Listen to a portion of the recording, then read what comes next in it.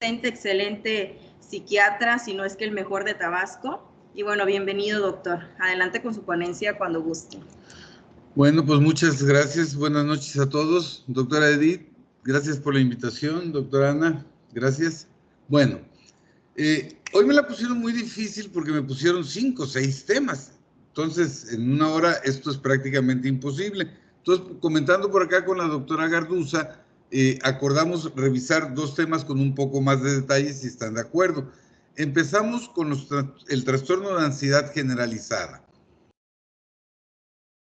Sin lugar a dudas, el gran fenomenólogo, si Kraepelin es el gran nosólogo de la psiquiatría moderna, es otro médico alemán, Karl Jasper, es el que es el gran maestro de la fenomenología psiquiátrica. Jasper dice que la ansiedad es un estado primario análogo a la vida, a la angustia vital, pero que está referido a la existencia en su conjunto. Es decir, no es algo específico como pudiera tratarse las fobias, o no es una idea sobrevalorada cuando le debo al banco, etcétera, etcétera, sino que va abarcar todas las esferas del pensamiento, de las emociones del paciente que la sufre. Y obviamente va acompañada de inquietud, excitación y manifestaciones corporales.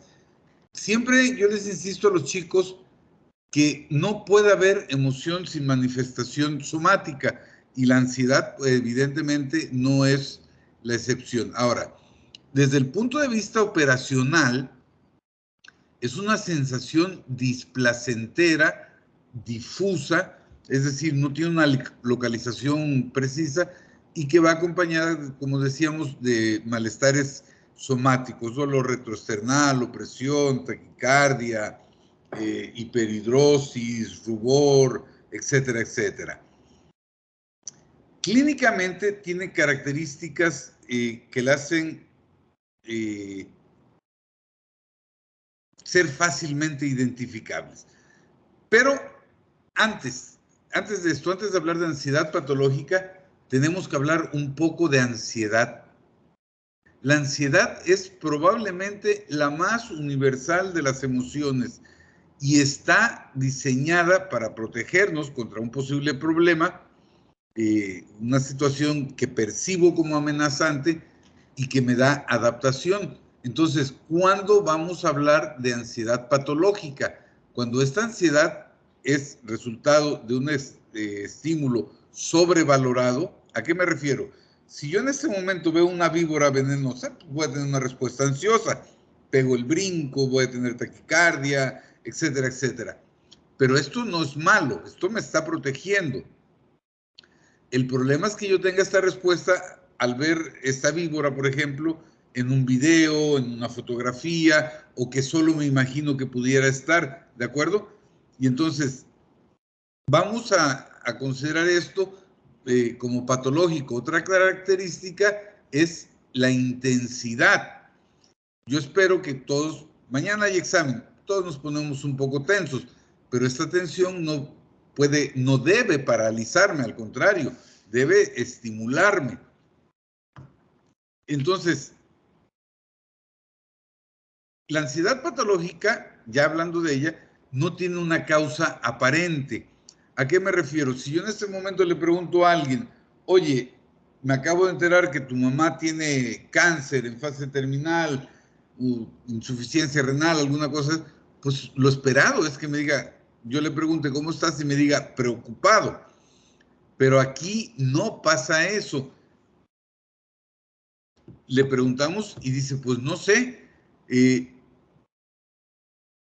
tiene una duración y una intensidad por encima de lo esperado, y por supuesto se experimenta tanto a nivel cognitivo, con conductas de aprehensión, hipervigilancia, enfoque catastrófico, el pensar que todo va a salir mal.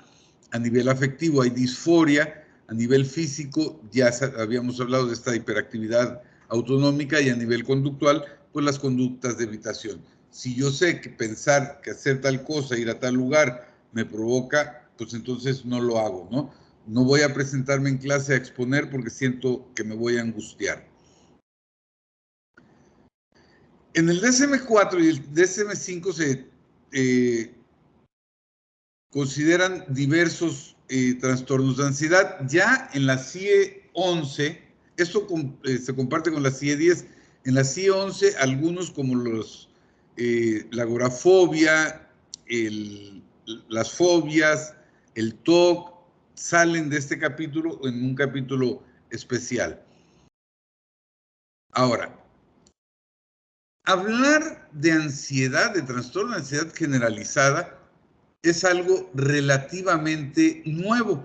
En el DSM-3, en la década de los 70, se empieza a hablar de ansiedad generalizada. Antes se hablaba de ansiedad neurótica, de neurosis ansiosa, tenía otros términos. Hoy sabemos que el término neurótico desapareció prácticamente del lenguaje médico porque todo podía ser catalogado como neurótico. Voy manejando y le pito a alguien, soy un neurótico. Tengo un problema y me peleo con mis hijos, soy un neurótico. Estoy preocupado porque debo, soy neurótico. Entonces, significa tantas cosas que termina por no significar nada. En cambio, el término de ansiedad generalizada es específico. Ya decíamos, es una ansiedad extrema y poco realista, y volvemos a insistir, con manifestaciones somáticas y cognitivas. Ahora, esto es probablemente la diapositiva más importante del tema. Normalmente se inicia muy temprano, casi siempre en la segunda, tercera década de la vida, y tienden a la cronicidad si no reciben tratamiento. El problema con esto es que si ustedes piensan en alguien con los síntomas que enumeramos, verán que desde hace mucho tiempo es así y tendemos a normalizarlo y a pensar que es una situación caracterológica. Pues desde que yo lo conozco es así. Pues sí, porque desde que lo conoces tiene el trastorno, no se le hizo diagnóstico y por lo tanto no recibió un tratamiento. No van a remitir de manera espontánea casi nunca, aunque puede haber fluctuaciones entre episodios un poquito más graves, más severos y un poquito de mejoría, casi siempre está presente la sintomatología. Lo que varía, insisto, es la intensidad. Entonces, ¿qué es lo que tenemos que hacer? Reconocer la entidad, diagnosticarla y darle tratamiento para poder cambiar esto. Desde el punto de vista de la etiología, pues como todo, prácticamente todas las enfermedades, pues se considera multifactorial. Ahora, aquí es importante hacer énfasis en una cosa. Una teoría no descarta a la otra, sino que son mutuamente complementarias. Si hablamos de teorías psicológicas, pues va a haber una teoría dependiendo de cada escuela. Aquí nos vamos a tocarlas todas porque pues, nos llevaría un año hablar de todas, pero desde el punto de tocamos solo las más importantes. Desde el punto de vista psicodinámico, los discípulos de Freud consideran que esta ansiedad se debe a una descarga que no se generó condicionada por un pensamiento que es evidentemente algo inaceptable. Yo siempre les pregunto a mis alumnos, ¿cuál es la carga sexual la idea sexual más inaceptable? Y la respuesta es el incesto. Pero ojo, recuerden que estamos hablando a nivel simbólico. Cuando hablamos de este complejo de Edipo, no estamos hablando de este niño que quiere fornicarse físicamente a la mamá o al papá. Es esa posesión a nivel afectivo, ¿de acuerdo? Y entonces, como yo estoy cometiendo un pecado, el incesto es un pecado, pues tengo que reprimirlo. ¿Quién sabe de mi pecado? Pues yo. Entonces yo me castigo para desviar, reprimir esos pensamientos y el dolor se vuelve la justificación de estos síntomas, ¿de acuerdo? Otra teoría es la teoría cognitivo-conductual, que es el proceso mediante el cual, así bien clásico, ¿no? El condicionamiento pavloviano, el perrito que asocia el sonido a la comida y después ese estímulo neutro se vuelve positivo porque ya se hizo una asociación. Es un aprendizaje. Si yo veo que mis papás responden a esto de manera ansiosa, pues yo voy a aprender a ser ansioso. Y algo que me gusta mucho a mí, la teoría existencial. El dolor como justificación de la existencia. Esto puede parecer, cuando lo oímos de primera intención, muy sacado de la bolsa o muy metido a fuerza el concepto. Pero si pensamos, por ejemplo, en términos religiosos, prácticamente todas las iglesias cristianas o derivadas del catolicismo con las variantes creen en Cristo. ¿Y Cristo qué le pasó? Pues lo crucificaron. Y lo crucificaron porque su Padre, Dios, lo mandó a ese sacrificio para que mediante su dolor redimiera nuestros pecados y entonces nosotros pudiéramos estar salvos. Y esto lo vemos en muchas otras manifestaciones. Cuando vamos al gimnasio, los entrenadores te dicen, si no te duele, no sirve, ¿no? Tiene que dolerte. Y entonces yo busco, desde el punto de vista emocional, este dolor para justificar mi existencia. Ahora, evidentemente somos médicos y la parte biológica es fundamental. Yo siempre les cuento a mis alumnos que cuando yo era joven, hace 3, 4 millones de años, los que hoy les dicen tú, nos llamábamos socorristas, y a los pacientes que estaban chocados en hipovolemia, les metíamos líquidos a pasto, pero sobre todo usábamos lactato. Y se metían unos estados de ansiedad que nosotros equivocadamente pensábamos que era una respuesta a esas cargas rápidas de lactato. Hoy sabemos que lo que hacíamos era empeorar la situación. O los pacientes, por ejemplo, que consumen mucha nicotina, mucha cafeína, pues inducimos estados de angustia, de ansiedad importante por una sustancia, ¿no? No hay función sin órgano. Y entonces, lo primero que tenemos que considerar desde el punto de vista estructural es la amígdala. La amígdala, que sabemos está localizada en el lóbulo temporal, es el mecanismo, es la estructura, perdón, que me permite detectar las referencias que me indican de un proceso peligroso, pasarlo a la corteza y entonces tener esa respuesta ante la situación peligrosa. Sabemos que de manera biológica es ataque o huida, ¿no? Con todas las variantes que esto pueda implicar. Pero también está implicado el locus coeruleus. Ustedes recordarán sus clases de anatomía, describían el locus coeruleus, ese pequeño núcleo ceniciento de aproximadamente 1.5 centímetros, bla, bla, bla. Bueno, pues este pequeño núcleo de 1.5 es el responsable de más del 70-80% de las descargas adrenérgicas. Hoy no tenemos ninguna duda porque hemos visto cómo cuando los estimulamos de manera eléctrica o química, este locus coeruleus secreta la noradrenalina y se produce la respuesta.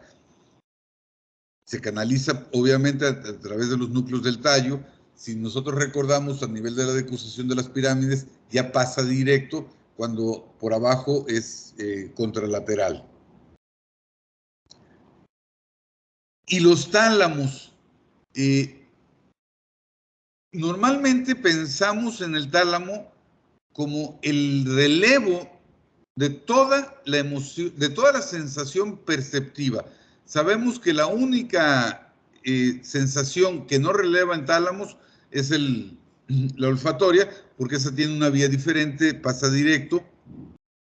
Y entonces, obviamente, al venir la descarga adrenérgica de locus coeruleus, de la percepción de la amígdala y todo esto, llega al tálamo, el tálamo lo manda hacia la corteza. Y el hipocampo nos va a dar la posibilidad de tener memorias de respuesta ¿Qué hago yo ante una víbora? ¿Qué hago cuando una persona me amenaza con una pistola? Bueno, pues tengo conductas que aprendí porque lo vi en la tele, porque lo leí, porque me lo dijeron, etcétera, etcétera. Y hay una hipoactividad hipocámpica. El hipocampo, sabemos, es la estructura de la felicidad, ¿no? Ahí es donde se secretan los péptidos opioides que tienen que ver con el estado de bienestar. Si yo bloqueo la función hipotalámica, entonces obviamente voy a estar mucho más expuesto a tener esas respuestas adrenérgicas. Ya habíamos dicho esto de locus coeruleus y pasa a la corteza orbitofrontal, la parte pensante. Si yo pienso en el proceso evolutivo, voy a hablar de tres grandes cerebros: la médula, cerebro medio, y la corteza, el neocórtex. La médula, pues evidentemente es muy simple, es la parte que evolutivamente está más atrás, requiere muy poco, una neurona sensitiva, una neurona intercalar y una neurona eferente y listo, ¿no? Pasa alguien, me pica la costilla, levanto el brazo. Pasa al sistema, al cerebro medio, y ahí tengo respuestas ya más complejas. También se le llama cerebro reptiliano, porque aquí ya hay pensamientos, más que pensamientos, emociones primitivas, territorialidad, sexualidad, agresión, etcétera, etcétera. Y la parte más evolucionada, el neocórtex, que es la parte pensante. Esta parte recibe el estímulo y me permite planear las conductas ante lo que yo percibo una amenaza. Veo que alguien me saca una pistola, entonces planeo, voy a correr, o le voy a pegar en la mano, o me voy a hacer el desmayado, etcétera, etcétera, ¿no? Ahora,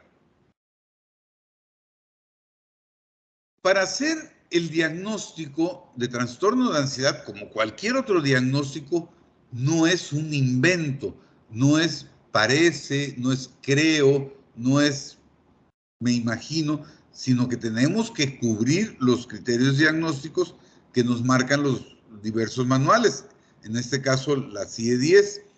El criterio A nos habla de una ansiedad y preocupación excesivas sobre una muy amplia gama, prácticamente sobre todo, si ustedes recuerdan el concepto de Jasper, ¿no? Rendimiento escolar, académico, y que se prolongue por más de 6 meses. Esto de que tenga una duración de más de 6 meses tiene su importancia clínica, no es un simple capricho. Yo puedo estar sometido, por ejemplo, en periodo de exámenes a mucha presión y voy a estar con hipervigilancia, con manifestaciones somáticas. ¿A quien no le ha pasado que antes de un examen muy difícil va al baño y orina 4, 5, 6 veces? Vomitamos, sentimos maripositas en el estómago, etcétera, etcétera. Pero se supone que terminé el periodo de exámenes, ya pasé o reprobé, pues ya me relajo, me pongo a estudiar, planeo. Aquí no, aquí dura mucho más, ¿de acuerdo? El criterio B es la dificultad que tiene. Yo a los muchachos siempre les digo, el error más grande que cometemos al ver un paciente con ansiedad o depresión es decir una frase: échele ganas. El paciente no se siente mal porque sí, nadie se levantó hoy y dice, 27 de octubre o me voy a poner mal para ir a joder al doctor González y que no esté de flojo. Pues de la misma manera que nadie se siente mal a voluntad, pues tampoco va a lograr sentirse bien a voluntad.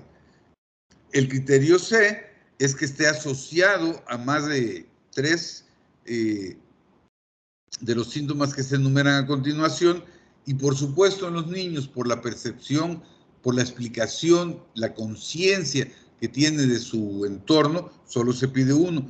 Entonces, fíjense, yo les pido, ¿cuántos pacientes conocemos que se quejan de inquietud, de impaciencia, que se fatigan muy fácilmente, que no se pueden concentrar, la irritabilidad, la tensión muscular, el insomnio?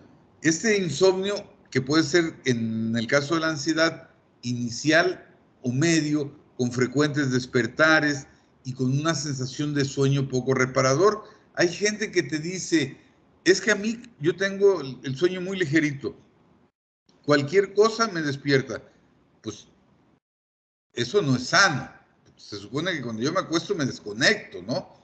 El que estés despertando ante cualquier ruido, que pasa un perro, un coche y tú despiertas, eso se llama hipervigilancia. Y eso no es ni sano ni normal. El criterio D nos habla de que no se limite a un síntoma en el trastorno del eje 1, por ejemplo, la hipocondria, la fobia social, fobias específicas, etcétera, etcétera. Y el criterio E es que provoquen malestar que sea clínicamente significativo y que este malestar se traduzca como un deterioro funcional. Y el último criterio, pues es evidentemente un criterio de exclusión. Si yo empiezo ahorita a tomar café, me meto anfetaminas, algunas sustancias de estas, pues voy a estar en este estado. Pero ahí hablamos de intoxicación por nicotina, por cafeína, por cocaína. No, no es un trastorno de ansiedad. O que haya un estado médico. ¿Cómo se portará un paciente hipertiroideo sin control? Pues va a estar con esos síntomas, ¿no? Pero ahí obviamente el manejo es el de la función tiroidea.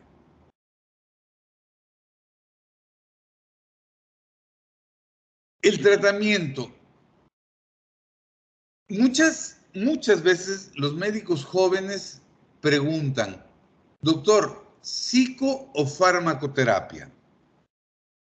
Y la respuesta es ambos. Hay no sé cuántos cientos de miles de estudios que nos dicen que la combinación de psico y farmacoterapia da mejores resultados que cualquiera de estos dos tratamientos por separado. Ahora, ¿qué formas de psicoterapia puedo usar? Bueno, lo que está más recomendado en las guías, esas 4 están en las guías mexicanas y en las guías europeas. Los norteamericanos ponen las terapias de corte analítico en primer lugar, nosotros no. El manejo conductual, pues es muy simple, ¿no? Trate de respirar, salga a caminar, haga alguna cosa que lo entretenga, etcétera, etcétera. Y las terapias cognitivo-conductuales, pues tienen 2 componentes. La parte cognitiva, a ver, ¿qué está pensando que le provoca malestar? Y a nivel conductual le enseño cómo lo puede evitar. Las psicoterapias breves y de urgencias que implementó el doctor Belak en la Administración para Veteranos después de la Guerra de Vietnam, donde se programan sesiones máximo 9, mínimo 7, donde se focaliza, ¿no? Se le enseña al paciente al reconocer, identificar y manejar los síntomas. Y desde el punto de vista farmacológico, aquí es donde vamos a entrar un poquito con algo, yo creo que para ustedes novedoso. Todas las guías ponen a los antidepresivos en primer lugar. Yo sé que ustedes están pensando, doctor, ¿y por qué no los ansiolíticos en primer lugar? Bueno, primero, hoy se satanizan las benzodiazepinas. El prescribir una benzodiazepina es pecado mortal. Pues no, las benzodiazepinas siguen siendo muy, muy útiles, las podemos y las debemos usar. Tenemos que diferenciar la adicción de la dependencia. La adicción me preocupa. Adicción es dosis cada vez más altas e intervalos cada vez más frecuentes para tener el mismo resultado. Eso es preocupante. Pero eso es un riesgo que como médico yo disminuyo de manera muy importante cuando exploro a mi paciente. Si mi paciente tiene antecedentes adictivos, tiene una personalidad adictogénica, etcétera, etcétera, pues tengo que pensarlo más de una vez antes de darle una benzodiazepina. Pero si las uso en un paciente que no tiene riesgo, ¿puedo generar dependencia? Sí.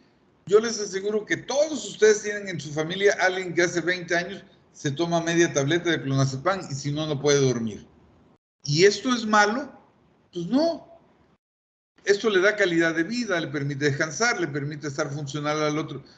No es lo ideal, y si pudiéramos evitarlo, lo tenemos que evitar, pero tampoco tenemos que tenerle tanto miedo. Entonces, los tricíclicos evidentemente sabemos que no provocan ni adicción ni dependencia, y que aunque hay grupos, por ejemplo, los inhibidores de recaptura nos los vendieron como selectivos, hoy sabemos que no son selectivos, que modifican tanto la transmisión serotoninérgica, pero también la noradrenérgica, GABAérgica, etcétera, etcétera. Pero esto no es malo, porque me permite atacar modificar diversos sistemas de neurotransmisión para lograr la mejoría. Ahora, dentro del grupo de los antidepresivos, bueno, de manera muy rápida, los tricíclicos, sin lugar a dudas, son con los que tenemos más experiencia, son los primeros que aparecieron, imipramina, clorimipramina, mitriptilina, etcétera, etcétera, siguen siendo excelentes. Ahora, ¿cuál es la diferencia o por qué preferimos los inhibidores de recaptura? ¿Porque son más eficaces? No. ¿Porque son más potentes? No. Sino porque tienen un perfil de seguridad mucho más amplio, y son capaces de inducir menos efectos secundarios. Los síntomas colinérgicos secundarios a los tricíclicos son muy importantes, pero a veces esos lo podemos usar en beneficio. Por ejemplo, en los niños con enuresis les damos imipramina precisamente para contener eso por el efecto. Pero si yo tengo un paciente con hipertrofia prostática, pues evidentemente no le voy a dar. Ahora, la otra gran ventaja de los selectivos de recaptura es que al no utilizar, o solo, no es tanto que no la utilicen, pero solo la utilizan parcialmente la vía del citocromo P450, entonces la posibilidad de interacciones farmacológicas es mucho menor, y esto se traduce con mayor seguridad. Los duales, los IMAO, aquí yo nada más les tiro el comercial. Sin lugar a dudas, los inhibidores de la monoaminoxidasa son los que actúan más rápido, son sin lugar a dudas los más potentes, pero también son los efectos secundarios más graves. Si yo con los tricíclicos estoy hablando de retención urinaria, de resequedad de boca, a lo mejor de una pequeña arritmia, etcétera, etcétera, pues con los IMAO, cuando tengo respuestas tiraminérgicas, el paciente termina en terapia intensiva. Las alimentaciones nutricionales, no pueden comer quesos, embutidos, vinos, etcétera, etcétera, condicionan mucho el uso de los IMAO, ¿de acuerdo? Algunas dosis usuales. Si alguien revisó antes de esta charla el STAL o alguna farmacología anglosajona, verá que estamos muy por debajo de lo que ellos recomiendan. Estas son las dosis que usamos en México y difícilmente tenemos que subir con esto. Yo siempre les recomiendo, inicien a dosis subterapéuticas. Si tu paciente ya tiene 2, 3, 4, 5 años, pues busca la adherencia. Si vas a usar, por ejemplo, imipramina, empieza con media tabletita al día durante 8, 10 días y le explicas, señor, señora, no va a tener usted absolutamente ninguna mejoría. Solo estamos usando esta dosis para que no tenga efectos secundarios. Y con eso garantizamos un mayor apego. ¿De acuerdo? De los tetracíclicos, bueno, también dosis usuales, como insisto, muy por debajo de lo que recomiendan los anglosajones. De los de recaptura, los más usados. Aquí faltaría, hoy por ejemplo, el escitalopram está considerado como uno de los de primera elección. La diferencia entre citalopram y escitalopram es un paso metabólico, ¿no? De los duales, los IMAO, tanto los reversibles como los parcialmente reversibles, se comportan exactamente igual. algunos de los atípicos y de los ansiolíticos, las dosis más usuales. Y lo mismo que con los antidepresivos, iniciar con dosis subterapéuticas e ir ajustando progresivamente. Bueno, hasta aquí, ansiedad, abrimos un pequeño espacio para resolver dudas. ¿Algún comentario?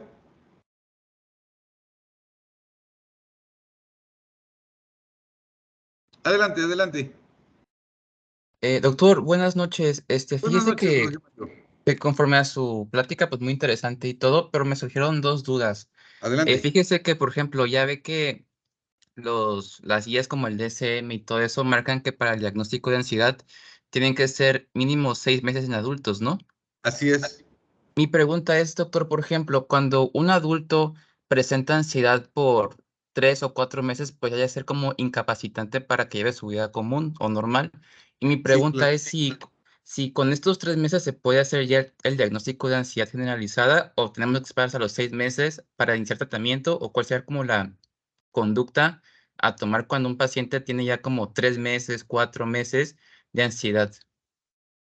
Muy buena tu pregunta, Jorge Mario. Eh, la justificación para pedir los 6 meses es para descartar posibilidades de un trastorno de adaptación, intoxicación por alguna sustancia, etcétera, etcétera. Pero el mismo manual te dice, si la sintomatología es lo suficientemente grave y tiene más de un mes, ya no estás hablando de adaptación, ya no estás hablando de intoxicación. El diagnóstico de ansiedad generalizada, aún con 3 meses, está perfectamente justificado. Ok, muchas gracias, doctor. Muy amable, le agradezco. No, a tus órdenes.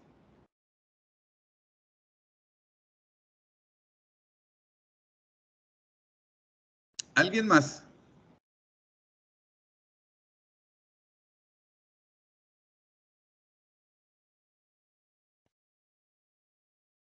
Me preocupa cuando no hay dudas porque no sé si entendieron todo o no entendieron nada.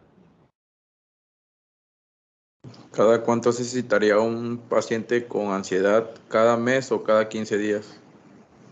A ver, perdón, doctor, no te entendí. ¿Cada cuánto necesitaría un paciente para darle seguimiento a él? Mira, normalmente lo ideal es que, por ejemplo, ya le hiciste el diagnóstico, le iniciaste el tratamiento, cítalo a los 15 días para ver respuesta, porque acuérdate que vamos a iniciar con dosis subterapéuticas. Después los citas al mes, cada 2 meses y después cada 3, 4 meses. Ok, gracias. José Raúl, adelante. Buenas noches, doctor. Buenas Disculpe una noches. pregunta. Respecto a esta parte del tratamiento, en nuestro caso, como médicos generales, nos compete esa parte de iniciar el tratamiento con todas bueno, las opciones terapéuticas que tenemos, o hay un punto en el cual debemos de referir, en este caso, al especialista. Eso es mi pregunta. La respuesta es bien simple. 70-80% de los casos de ansiedad deben de ser diagnosticados y manejados por los médicos de primer contacto. Y debes de referir a la especialidad solo los casos muy graves, los casos de difícil diagnóstico o los casos de pobre respuesta. Tú ya intentaste un esquema, por ejemplo, de un antidepresivo, dos, ya le asociaste una benzodiazepina y no hay respuesta, mándalo. Pero si tienes respuesta, te quedas con él. Por ahí alguien más levantó la mano, perdón, ya no vi quién era. Sí, Alondra, adelante. Alondra, adelante. Gracias, doctor. Mire, mi duda es de que, bueno, conocí a un paciente de que pues era ya muchísimos años con ansiedad. Desafortunadamente nunca se le había diagnosticado como tal. Acude al médico, le dan tratamiento, pero esta es una persona que pues es alcohólica y al tomar el tratamiento lo mezcla con alcohol, abandona el tratamiento, deja ir a sus citas Mi pregunta es, o sea, al abandono, o sea, tuvo tratamiento inicial, no lo terminó, pero es una persona alcohólica. Esto va a tener una repercusión más a futuro en su ansiedad, o sea, va a crecer o van a haber picos altos o picos bajos en cuanto a los episodios que se le presenten. Mira, de entrada, por el simple hecho de ser alcohólico, hablábamos hace un ratito del riesgo de generar una nueva adicción. Si es alcohólico, no le vas a prescribir una benzodiazepina. Te vas con los betabloqueadores o con los antidepresivos. Por el mismo antecedente de alcoholismo, pues tendrías que utilizar lo más seguro, que serían los inhibidores de recaptura. Ahora, si abandona el tratamiento, pues evidentemente la recaída va a ser la regla. Va a estar recayendo constantemente, porque el alcoholismo per se, pues te va a generar ansiedad, ¿no? En las abstinencias y todo esto. El pronóstico empeora. No sé si respondí tu pregunta. Tiaren, adelante. Buenas noches. Es que Buenas noches. un ejemplo. Buenas noches. En el caso de que pues se lleve el tratamiento y todo iniciar, pero en el caso ya de que el paciente, digamos que a un futuro lo siga tomando, pero no hay repercusión, o sea, en el sentido de que pues no hay como que un mejoramiento, se le estaría recetando otro antidepresivo, pero ya en el caso de que ya la paciente o el paciente aquí en este caso, cualquiera de los dos, no ve una mejoría, ¿cuál sería el último ya pues tratamiento que se le daría al paciente? Porque ya sería la última opción, ¿no? Bueno, mira, ahí yo le decía a tu compañero hace rato, si ya intentaste 2 esquemas y no responde, mándalo a psiquiatría. Pero si por alguna cosa no quiere ir, ahí podrías, si no tiene alguna contraindicación, hacer una combinación de fármacos y darle un antidepresivo y un ansiolítico a dosis bajas o fraccionado. Y tiene que responder casi siempre.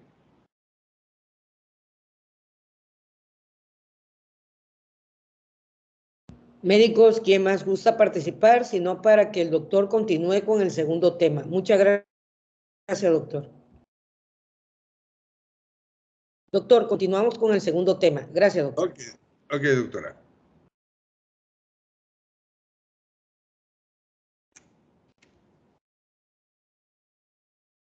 Bueno, vamos a hablar de los trastornos depresivos en plural. Aunque yo me voy a enfocar más en el trastorno depresivo mayor, prefiero siempre que hablo con médicos generales, con médicos de primer contacto, hablar del síndrome depresivo. Cuando nosotros revisamos los manuales vamos a encontrar diversas denominaciones: episodio depresivo leve, severo, moderado, grave, trastorno depresivo recurrente, etcétera, etcétera. Pero con fines prácticos, esto con fines de academia o con fines estadísticos es muy importante saberlo, pero con fines prácticos, si es un episodio recurrente, un trastorno depresivo mayor, el tratamiento, el diagnóstico, todo es exactamente igual. Lo que cambia es obviamente la severidad y la duración, ¿de acuerdo? Entonces, cuando hablamos de trastornos depresivos, hablamos de un grupo coherente de síntomas, es decir, volvemos a lo que decíamos hace rato de ansiedad. No vamos a estar suponiendo, me parece que, yo creo que tiene cara de, no, sino vamos a ver que hay criterios diagnósticos. Y es una patología que tiene repercusiones afectivas, cognitivas, psicomotrices y conductuales. Es decir, abarca prácticamente todas las esferas. Antes de hablar de depresión, de qué es la depresión, debemos hablar de qué no es la depresión. No es tristeza. La tristeza no se trata, cuando menos no se trata desde el punto de vista médico.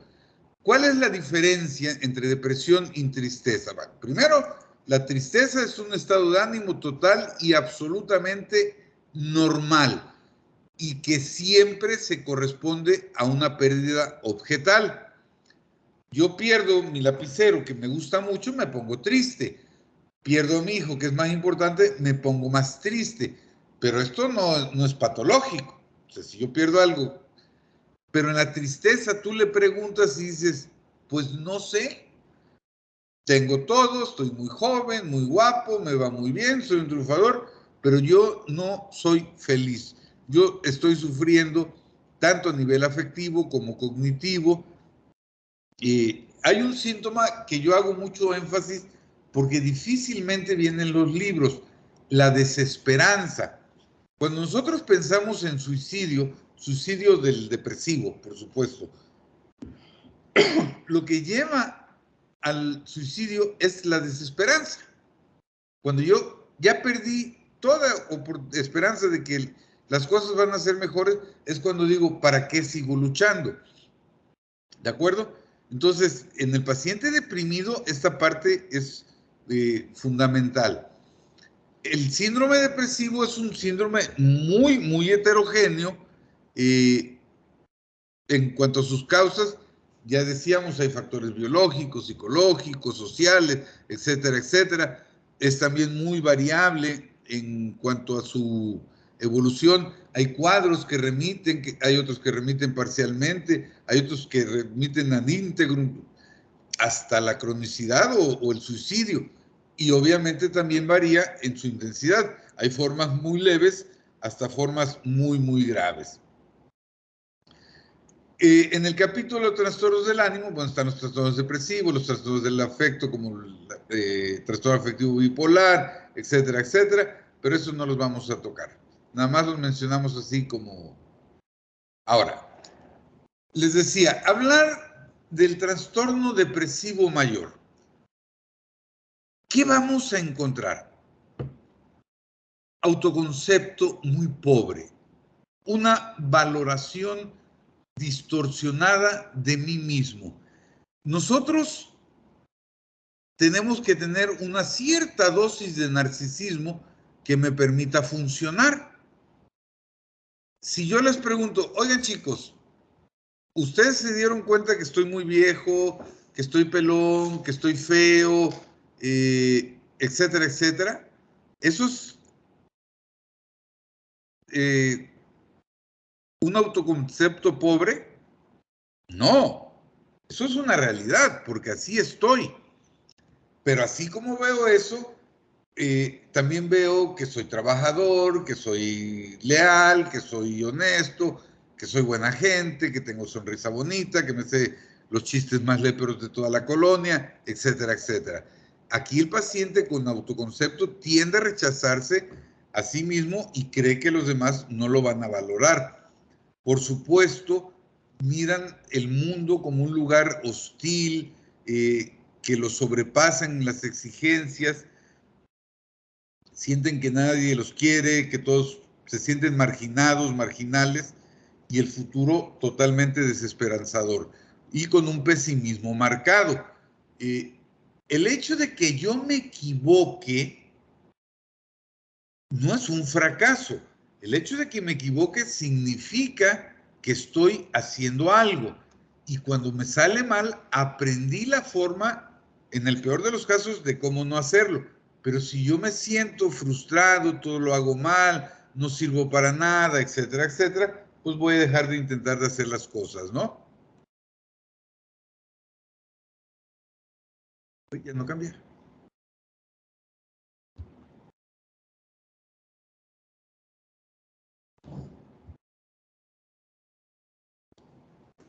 Y por supuesto tienen esta distorsión cognitiva que les hace deformar todas las experiencias.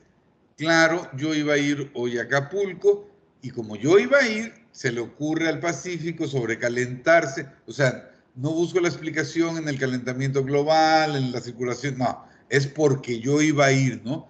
Y entonces es que no quieren que yo vaya porque les voy a echar a perder la fiesta, etcétera, etcétera. Por supuesto, exageran. Oye, llegaste un poquito tarde, ves, siempre me están regañando, bla, bla, bla, bla. parece que todo siempre va a estar en contra de ellos. Y los trastornos del sueño. Ojo, chicos, muchas veces, yo me atrevo a decir entre el 70-80% de las personas que llegan a la consulta del médico de primer contacto no llegan refiriendo un trastorno afectivo, llegan refiriendo un trastorno del sueño. Y muchas veces cuando damos tratamiento mejoramos la parte cognitiva, mejoramos la parte afectiva, pero persiste hasta el último los trastornos del sueño. ¿Qué características tiene el insomnio? Bueno, si en ansiedad decíamos que el insomnio es generalmente inicial e intermedio, aquí es un insomnio medio y final. El paciente se duerme, pero despierta a la 1, a las 2 de la mañana y ya no puede dormir. Y esto lo viene arrastrando por años. Y cuando llega a dormir, porque también se da la parte de la hipersomnia, dice, doctor, viernes en la noche salí de la escuela, me di un baño, ni cené, me acosté, dormí todo el sábado, todo el domingo y parece que no había dormido. Es decir, el sueño es poco reparador. Muchas veces se presenta también actividad onírica. El paciente tiene pesadillas desagradables y entonces se empiezan a mover y a despertar cada ratito. Y algo que es muy frecuente, los trastornos en el apetito. Los hombres y las mujeres empezamos a manifestar diferencias en esto. Los hombres, cuando estamos deprimidos, generalmente dejamos de comer y tendemos al consumo de sustancias, alcohol, otras sustancias. Y las mujeres tienden hacia la hiperfagia, sobre todo alimentos de alto contenido calórico.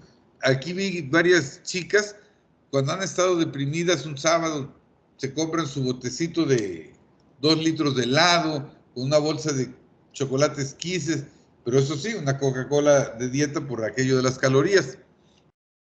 ¿De acuerdo? Esto es muy frecuente.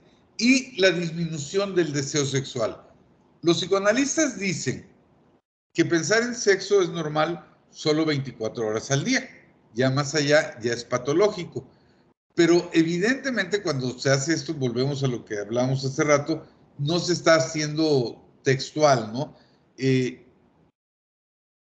Cuando yo me he visto, hoy por ejemplo, me puse mi camisita bonita de la UJAT, normalmente a esta hora yo debo estar ya con mi pijama quirúrgica, estoy de guardia, estoy en un hospital psiquiátrico, pero yo quería que ustedes me vieran bien. Eso es una carga sexual. Cuando yo me pongo, me rasuro, me pongo una loción, cuando me maquillo, estoy mandando un mensaje sexual. Aquí esto se dejan de bañar, se dejan de arreglar, les crecen las uñas, etcétera, etcétera, ¿no? Y se presenta lo que es el síntoma patoneumónico de la depresión, que es la anedonia, o sea, la incapacidad de disfrutar, de sentir placer. Hay decaimiento físico muy, muy notorio. Hoy cuando salía de la universidad, se me acercó un chico y me dice, doctor, ya me hicieron análisis de todo, pero yo no me puedo ni mover. En la mañana me cuesta, es una verdadera tortura levantarme, el bañarme. Y ya platicamos ahí de manera muy rápida y pues tenía todos los demás criterios para pensar en depresión, ¿no? Hay malestares físicos. Acuérdense que el paciente depresivo tiende a la somatización. Esos pacientes con náusea, con dispepsia, esas colitis nerviosas. De repente los médicos dejamos de pensar en la parte afectiva, solo pensamos en la parte biológica. Nos llega un paciente que nos refiere periodos de estreñimiento alternados con diarrea, con dispepsia, disfagias, etcétera, etcétera, y nos vamos a buscar los criterios de ROM, ¿no? Criterios de ROM 2, 3, no sé en qué número van ya, pero se nos olvida que el intestino, el abdomen, es el cerebro emocional. Las emociones repercuten ahí, ¿no? Y entonces, obviamente, pues el sentir estas manifestaciones gastrointestinales frecuentemente van asociadas a problemas emocionales. A nivel cardiovascular hay esa disnea que no se relaciona con el esfuerzo. A los chicos les enseñamos en la universidad, ¿no? A ustedes se los enseñaron sus maestros. La disnea psicógena de la disnea cardiovascular, cardiopulmonar, se distingue fácilmente sin necesidad de hacer grandes exámenes, preguntándole la relación con los esfuerzos. En las disneas de origen cardiopulmonar, el esfuerzo es el detonante y las clasificamos en disneas de pequeño, medianos y grandes esfuerzos, mientras que en las disneas psicógenas sucede lo contrario. Es que yo no podía respirar, pero me fui a caminar y me fui relajando y me sentí mejor. Corrí y me sentí mejor. Si fuera un problema cardiopulmonar, pues evidentemente ante la demanda del ejercicio, pues la disnea empeoraría, y no pasa eso, pasa exactamente al contrario. Es muy frecuente, se habla de que al menos 5% de las personas de todo el mundo van a tener un episodio depresivo. Y algo que es muy digno de tomar en cuenta, las proyecciones de la Organización Mundial de la Salud decían que para el 2030 la depresión iba a ser la segunda causa de incapacidad en el mundo. Y se equivocaron. En el 2022 ya es la segunda causa de discapacidad. Entonces, esto es algo que está creciendo de manera proporcional. En México tenemos algunos estudios como referencia estadística. El doctor Calderón Narváez en la década de los 90 revisó 929 y encontró que 11 tenían depresiones y otras 2 graves, para un total de 14%. Es decir, si lo comparamos con la población, con la referencia del 3 al 5%, vemos mucha diferencia. Esto es un sesgo metodológico, porque el doctor Calderón Narváez hizo su estudio en centros de salud donde llegaba población enferma, mientras que las otras son para población abierta. Existe una marcada preponderancia de 2-1 para las mujeres. Las mujeres son mucho más propensas. ¿Por qué más propensas? Bueno, porque si yo entiendo que el problema es multifactorial, hay factores genéticos, hormonales, ambientales, pues las mujeres tienen todo en contra. Desde el punto de vista hormonal, los hombres somos muy simples, muy predecibles, primitivos, pudiera decir yo, testosterona. Y hay una relación lineal entre niveles de testosterona y comportamiento. Tengo niveles altos de testosterona, soy competitivo, hostil, agresivo, etcétera, etcétera. Incluso físicamente, vello facial, vello en el pecho, pero se me cae el pelo de la cabeza, mientras que los que tienen niveles bajos de testosterona son más tranquilos, menos competitivos, menos hostiles, tienen mucho pelo en la cabeza, pero poco vello facial y en el pelo, etcétera, etcétera. O sea, pero la mujer no. La mujer es más fácil entender cómo funciona el control remoto de una televisión inteligente en japonés que entender a una mujer, porque el día 1 le sube la oxitocina, pero el 2 le baja y le sube la gonadotrofina coriónica, y ahí está. Y entonces, todos estos factores aunados al entorno, yo luego bromeo y les digo, yo soy el único hombre abusado. Las mujeres han abusado de mí toda mi vida, pero soy el único. Pero a todas las mujeres las hemos lastimado de una y de otra manera históricamente. Ahorita estaban celebrando 70 años de apenas de haber conseguido el voto. ¿Cuántas mujeres presidentas hemos tenido? ¿Cuántas gobernadoras? Hay una estadística que ya se ha publicado en diversas organizaciones y encuentran lo mismo. Las mujeres en México ganan entre 25 y 30% menos por realizar el mismo trabajo que un hombre.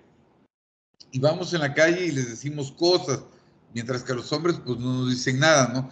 estamos en una relación de pareja y los dos trabajamos, pero yo como mujer tengo que llegar a lavar, planchar, hacer la tarea, mientras que el hombre pues se acuesta a ver el fútbol. Entonces todo esto lo hace de riesgo.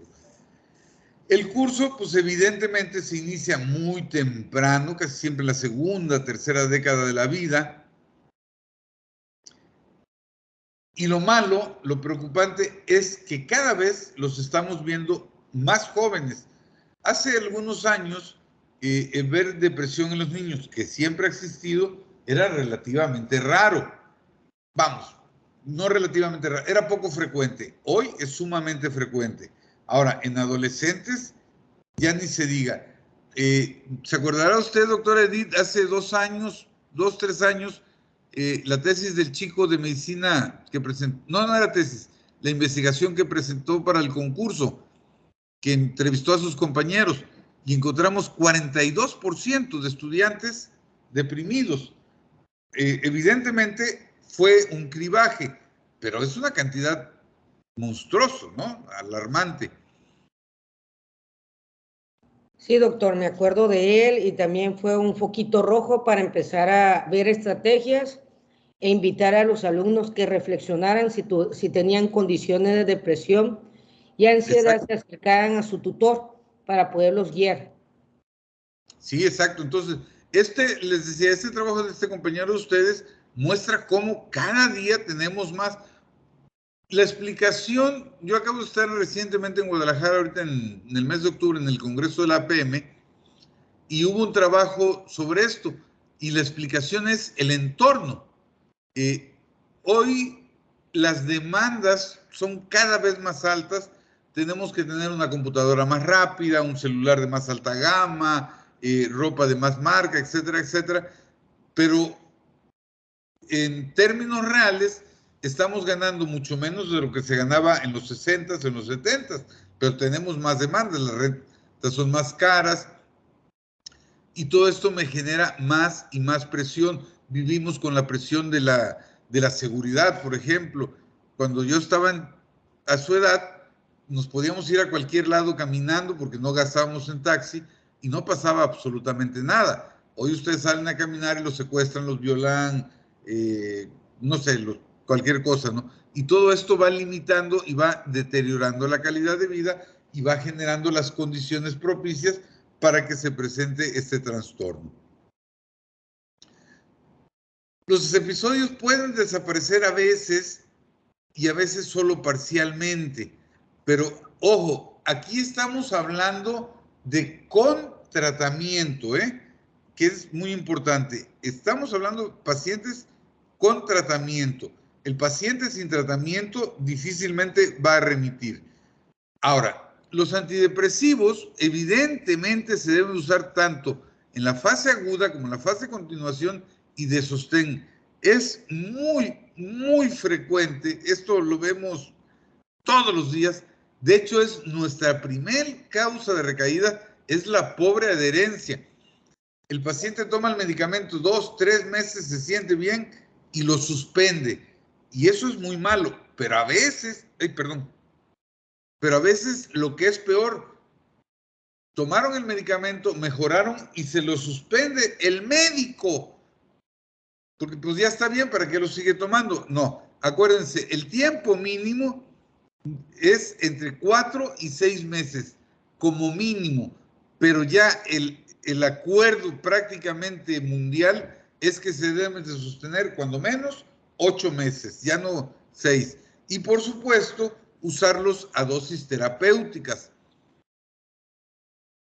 Yo les decía hace rato, vamos a iniciar con dosis subterapéuticas. ¿Para qué? Para tener una mayor adherencia al evitar efectos secundarios. Entonces, cuando digo hay que usarlos a dosis terapéuticas, no es contradicción, porque ya lo usé a una dosis que yo ya sé que no me va a funcionar absolutamente para nada. Ahora lo subo a una dosis terapéutica. ¿De acuerdo? Ya habíamos visto esto, ya los distintos tipos de antidepresivos, dependiendo del grupo farmacológico al que pertenecen. Y lo que decíamos, prácticamente todos los antidepresivos, excepto los IMAO, que son los más potentes, los de más rápida acción, pero también los de más riesgos en su uso, tienen el mismo efecto todos los demás, ¿no? Casi todos son similares en potencia, en efectividad. Lo que cambia son los efectos secundarios y la posibilidad de interacciones farmacológicas, que ya decíamos, los inhibidores de recaptura, al no utilizar o solo utilizar parcialmente la vía del citocromo P450, pues son mucho más seguros. Para concluir, los trastornos depresivos no son debilidad de carácter, es una patología que interfiere, que causa dolor tanto al paciente como a sus seres queridos, a su entorno, porque lastima, un paciente depresivo se lastima a sí mismo y lastima a los que están alrededor. Destruye, la complicación más grave, por supuesto, es el suicidio, pero acuérdense que estamos hablando de una disfunción a todos niveles, social, familiar, sexual, intelectual, etcétera, etcétera, y eso destruye al paciente. Obviamente, yo debo de saber que si estoy ante un problema médico, tengo que darle un tratamiento médico. Y ya habíamos dicho, psico y farmacoterapia combinados son bastante eficaces. Es un grupo de síntomas que afecta el ánimo, la forma de vivir, las costumbres, todo. Es decir, de manera global al paciente. Y no es lo mismo que tristeza, no es debilidad de carácter, no es de echarle ganas, no es algo que yo pueda liberarme a voluntad. Esto no es un acto volitivo y sin tratamiento pueden durar prácticamente toda la vida y por supuesto tener consecuencias fatales. Y muchas gracias. Abrimos un espacio para... Médicos, ¿alguien tiene alguna duda, algún comentario para que con mucho gusto el doctor Rafael pueda... Adelante, doctora Araceli. Araceli, adelante. Sí, doctor, buenas noches. No sé si me escucha porque se me está cayendo el internet. Pero mi pregunta es, usted mencionaba lo mínimo del tratamiento que se debía de tomar en un paciente que tiene un cuadro depresivo o en la depresión, pero ¿cuánto sería el máximo de tratamiento en esos pacientes? Si ya te recayó cuando se lo suspendiste, doctora, dáselo por toda la vida. No pasa nada, porque le estás dando calidad de vida. Mira, yo siempre les digo, tenemos que pensar de manera racional. Si no le doy tratamiento, va a estar sufriendo, va a estar recayendo. ¿Cuál es el problema de que lo tome toda la vida? No causa daño hepático. Vamos. ¿Estamos? ¿Tú le quitarías el medicamento a un paciente hipertenso, a un paciente diabético, solo porque ya tiene mucho tiempo tomándolo? No, no se lo quitaría. Exacto, aquí es exactamente lo mismo. Si ya le diste durante el tiempo suficiente, estuvo asintomático durante mucho tiempo, vale la pena disminuir y después retirar. Pero si te recae, dáselo para toda la vida. Médico Jorge. Doctor, otra pregunta. Fíjese que, por ejemplo, ¿qué estrategias nos recomiendan a nosotros como médicos generales acerca, por ejemplo, del protocolo o conducta diagnóstica de la depresión? A lo que voy es que, por ejemplo, ¿cómo podemos hacer el diagnóstico diferencial de depresión con otras enfermedades como trastorno borderline o trastorno bipolar, que igual se puede presentar con depresión, intentos de suicidio, cambios del concepto de sí mismo, ¿no? Y esa es mi pregunta, que si cómo podemos diferenciar un cuadro depresivo a una persona borderline o bipolar o esquizofrenia, ¿no? Ya que igual presenta trastornos de la conducta de sentimientos y todo eso. Mira, te respondo a ver si te puedo aclarar la duda. En el trastorno bipolar, cuando el paciente debuta en fase de manía, el diagnóstico es trastorno bipolar 100%. O sea, ahí no hay dudas. Ahorita está en fase maníaca, pero seguramente va a ciclar a fase de manía. Cuando debuta con fase depresiva, no puedes saber si es depresión o es un TAP. ¿Sí me entiendes? Entonces le tienes que dar tratamiento antidepresivo. Existe el riesgo y esto lo sabemos desde la universidad, nos lo enseñan, de que el paciente depresivo, el paciente bipolar en fase depresiva, cuando le das un antidepresivo, puede ciclar a manía. Eso lo sabemos, pero ese es el riesgo, porque de otra manera no lo puedes saber. Y respecto al borderline, hay muchas diferencias. En el paciente emocionalmente inestable existe la labilidad afectiva, la impulsividad, la tendencia a las conductas autodestructivas no físicas, las relaciones sexuales de alto riesgo, etcétera, etcétera, que en el trastorno depresivo de ninguna manera existen. Ok, muchas gracias, doctor, muy amable. No, para servirte. Aviercer, adelante, médico. Sí, mi duda era, ¿qué otro medicamento alternativo aparte de la carbamazepina se puede dar para mejorar el estado de ánimo del paciente? ¿O qué otro medicamento puedo combinarlo con ello? La carbamazepina, doctor, no mejora el afecto. La carbamazepina es un neuromodulador, no mejora el afecto. Si tu paciente está depresivo, tienes que usar un antidepresivo. A veces, por ejemplo, en el trastorno afectivo bipolar, donde sí hay un problema de control de los impulsos, ahí el uso de neuromoduladores sí está indicado, pero en depresión no. Ok, doctor, es que Ahora, en una charla nos ha mencionado dar carbamazepina si alguien tenía un trastorno depresivo. No funciona. Pero además te hago ya el comercial completo. Incluso como neuromodulador, hoy usamos muy poco la carbamazepina por los efectos secundarios. Hoy preferimos usar valproato, semisódico, de magnesio, incluso los topiramatos o la lamotrigina, porque tienen menos efectos. Acuérdate que la carba te provoca deterioro cognitivo, aparte de la gingivitis y todo lo demás. Muchas gracias. Gracias. Médica Daniela. Dania. Dania. Buenas noches, doctor. Es que yo Buenas tenía noches. una duda sobre Adelante. si los factores genéticos también influyen a tener la depresión. Un ejemplo, es que he escuchado mucho que dicen que, por ejemplo, una mamá que, no sé, que unos 5 meses de su embarazo tuvo depresión, o sea, ya tratada, ¿tiene que ver que su bebé pueda nacer con alguna secuela de eso o algo así? Sí, por supuesto. El factor genético es un factor muy, muy importante. Gracias. Médico José de Jesús.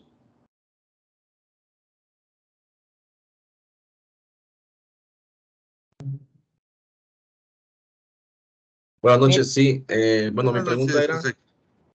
Mi pregunta era sobre, por ejemplo, lo que es un cambio repentino en el estilo de vida también puede llevar a ciertas depresiones. Por ejemplo, una persona que anteriormente literal nada más era dormir bien, entrenar, comer y volver a hacer lo mismo.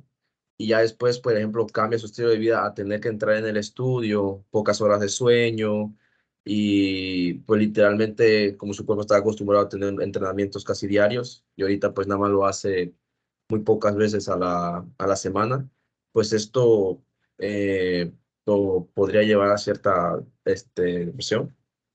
Sí, claro, claro. Hablábamos hace rato de cómo los factores ambientales influyen, ¿no? Muchas gracias, doctor. Si me permite, médicos, por el tiempo, porque comprendo igual que el doctor se encuentra en una sede hospitalaria. Doctor, si me permite, con mucho gusto voy a presentar la pantalla. ¿Ya pueden observar la pantalla?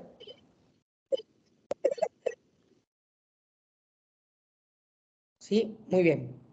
Entonces, vamos a verificar, por aquí hay un micrófono. El de Teo, ahorita le pongo silenciar. Ahí está, Teo. Muy bien. Entonces, doctor, ¿ya puede usted observar la pantalla? Sí, doctora.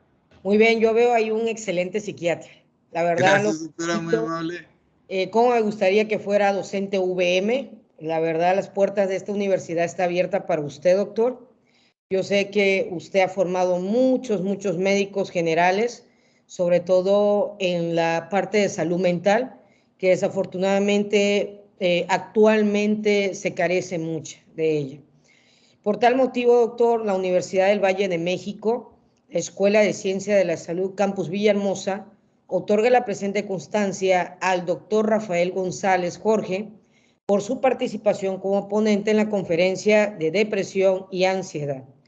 Firma el doctor Julio César Obando Torres, director de la Escuela de Ciencias de la Salud. Por siempre responsable de lo que se ha cultivado, Villahermosa, Tabasco, 27 de octubre del 2023. Doctor, la verdad es muy agradecida por esta magno ponencia. Al mismo tiempo, yo sé que usted es un hombre muy ocupado, definitivamente, y sobre todo una persona que es un centinela de la salud mental, no solamente de sus pacientes, sino de los estudiantes. Doctor, si hubiese otra oportunidad de podernos usted brindar una asesoría más adelante, estaríamos, la verdad, muy agradecidos.